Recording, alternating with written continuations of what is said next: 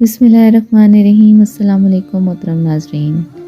कुछ दिन पहले मैंने शवाल के 6 रोज़ों के मुतालिक वीडियो बनाई थी, लेकिन अब एक कन्फ्यूजन है कि क्या रोज़े की क़ज़ा और शवाल के नफली रोज़े अलग अलग रखने हैं या एक साथ रखे जा सकते हैं। अब आप ये जान लीजिए कि नफली रोज़ा अलग है और फ़र्ज़ की क़ज़ा का रोज़ा अलग और मुस्तकिल हैसियत रखता है। रोज़े में नफल की नीयत करने से वो नफली रोज़ा होगा और क़ज़ा की नीयत करने से वो क़ज़ा का रोज़ा होगा।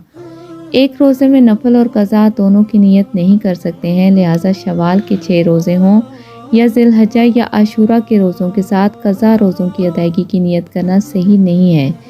इसलिए अगर शवाल के महीने में शवाल के 6 रोज़ों की नीयत की है तो वो नफली रोज़े होंगे, क़ज़ा के नहीं होंगे। अगर इन दिनों में क़ज़ा की नीयत की है तो वो क़ज़ा के रोज़े होंगे, इससे नफली का सवाब नहीं मिलेगा।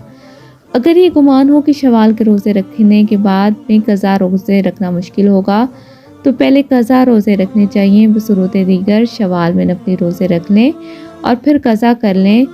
रसूलुल्लाह सल्लल्लाहु अलैहि वसल्लम ने इरशाद फरमाया, जिसने रमज़ान के रोज़े रखे और फिर शवाल के 6 रोज़े रखे तो ये हमेशा यानी पूरे साल के रोज़े शुमार होंगे। ये हदीस आपको सही मुस्लिम, सुनन अबू दाऊद, सुनन नसाई, सुनन इब्न माजा, सुनन तिर्मिज़ी में मिलती है। लिहाजा क़ज़ा और नफली रोज़ों को इकट्ठा नहीं करें। अल्लाह रब्बुल इज़्ज़त आपको आसानियाँ नसीब फरमाए, आमीन या रब्बुल आलमीन। अगर आपको मेरी वीडियो पसंद आई हो तो मेरे चैनल को सब्सक्राइब करें और मेरी वीडियो को लाइक करें। जज़ाकल्लाह।